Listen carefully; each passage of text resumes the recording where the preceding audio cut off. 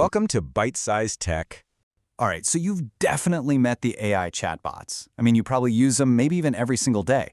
But here's the thing. The real story, the one that's literally reshaping our world, is what's happening just beneath the surface. I mean, just look at Meta. They've gone all in, pushing their AI into pretty much every app they own. Facebook, Instagram, WhatsApp. We're talking about reaching billions of people. It's this huge strategic push to get this tech into all of our hands, right? To make it feel totally personal and familiar. But you know, these chatbots you're seeing, all this stuff on the surface, that is just the tip of the iceberg. Seriously, because the real fight, oh man, it's a whole new global scramble.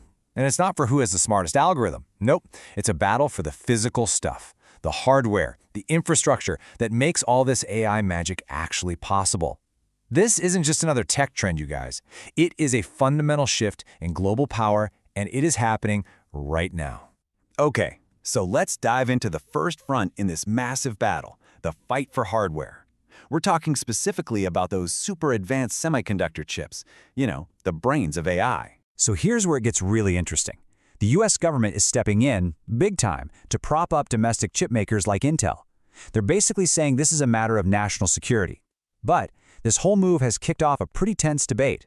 So the big question is the government throwing a much-needed lifeline to a critical industry?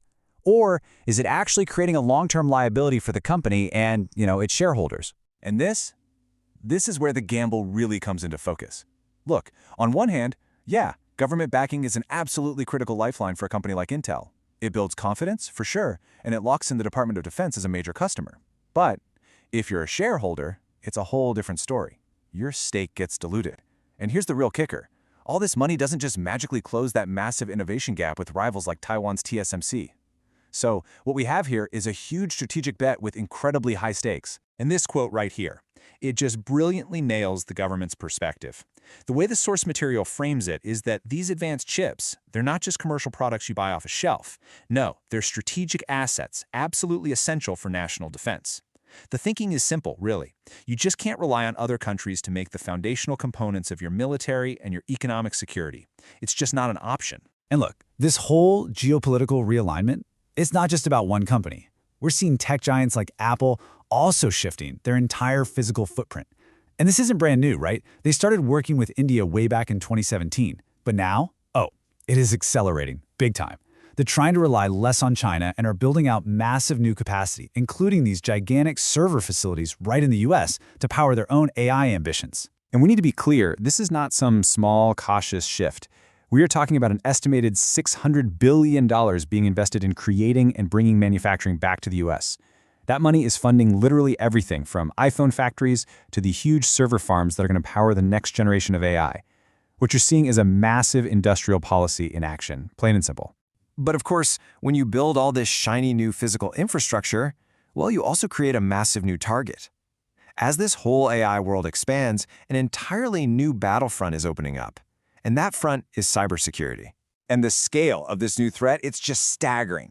Cybersecurity giant Palo Alto Networks says they've seen an 890% increase in traffic related to generative AI, and that's just in 2024. This isn't just more of the same old attacks. No, bad actors are now using AI to cook up these sophisticated automated attacks on a scale we have just never, ever seen before. Think about it. You just can't fight AI-powered attacks with humans clicking buttons. It's impossible, especially when the time it takes to breach an entire organization has shrunk to just 25 minutes. So the industry's response is this strategy they're calling platformization. Basically, it's about consolidating all your defenses into one single automated system that uses AI to fight AI, and it all operates at machine speed. And the challenge here is just immense. To train a defensive AI, you need unbelievable amounts of good, clean data. Palo Alto Networks, for instance, has to ingest 150 terabytes a day just for its own security. A day. And believe me, this is just the beginning. The future threat? It's going to come from millions of autonomous AI agents out there that will all need to be credentialed and managed and secured. It is a completely new paradigm for security. Okay, so this entire revolution, we're talking new factories, these new security platforms, all of it is incredibly expensive. So the big question is, where's all the money coming from? The numbers here are honestly, they're almost hard to wrap your head around. Morgan Stanley estimates that the capital needed just for AI infrastructure over the next few years is a staggering $3 trillion. Let me say that again. $3 trillion. To put that into perspective for you, that is one of the largest capital investment cycles in all of human history. Now, an enormous price tag like that, it's opened the door for a totally different kind of finance. While traditional private equity has actually been slowing down, these private credit funds are stepping right in. They're the ones providing hundreds of billions in debt to directly fund the physical build-out. The data centers, the hardware, the stuff you can actually touch that companies like Meta desperately need to build their AI empires. So what happens when you start connecting the dots between these three fronts, the hardware, the security, and the finance? Well, what you start to see is the emergence of a brand new and very powerful alliance. See, this isn't just a bunch of unrelated business stories. Not at all. It is a coordinated, systemic shift. It all starts with governments declaring that AI is a national priority and throwing money at it. Then, the corporations realign their global operations to match. Then, the security firms swoop in to protect all these new assets. And finally, global finance mobilizes the trillions, with a T, needed to build the whole shebang. It is a massive, deeply interconnected effort. And what this all adds up to is a brand new reality. One where the lines between national security, corporate strategy, and global finance are just blurring beyond all recognition.